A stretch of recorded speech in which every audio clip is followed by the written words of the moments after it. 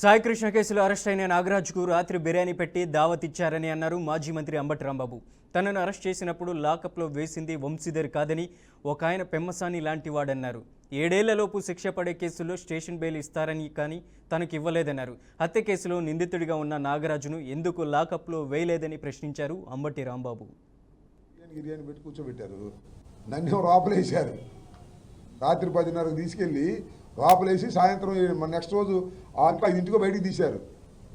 బిర్యానీలు పెట్టలా, ఏదో ఇడ్లీ ఇట్లా పెట్టారు సెల్లోనే. నేను ఎందుకు అడుగుతాను, నాకేం పని, ఐ క్యాన్ బేర్ ఇట్. ఏమయ్యా 7 సంవత్సరాల లోపు ఉండేటువంటి కేసులో నన్ను తీసుకెళ్ళి లాకప్లో వేసాయా? వంశీధర్ అనే వ్యక్తి, వంశీధర్ అనుకుంటున్నావు టోపీ పెట్టుకుంది, పెమ్మసానే ఆ టోపీ పెట్టుకున్నాడు. ఏచంటే 70 ఏళ్ళ వయసులో ఉన్నవాడిని, మాజీ మంత్రిని, ఎమ్మెల్యేని నన్ను తీసుకెళ్ళి లాకప్లో వేసి పారేశారు. టపా. వంశీధర్ నెయ్యరే మటర్ చేశాడు అతను. నాగరాజు నెయ్యరే ఆయన మటర్ చేశాడు. నేను మటర్ చేశాను, చచ్చానా? నా ఇల్లు బాగలు కొడితే దాక్కున్నా అక్కడ ఇంట్లో. ఏంటిది?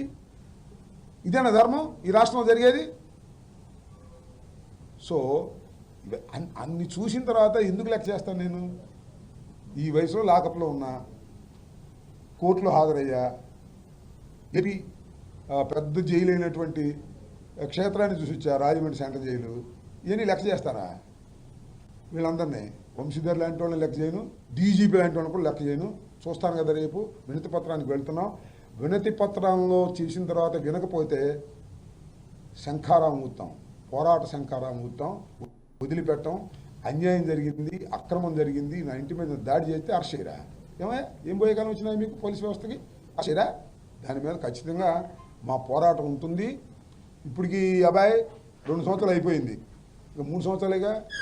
ఇంకొక 6 నెలలు అయితే సగం నడి సంవత్సరంలోకి వస్తాం. ఎక్కడ పోతారు మీరు? మళ్ళా వచ్చేది జగన్మోహన్ రెడ్డి గారు.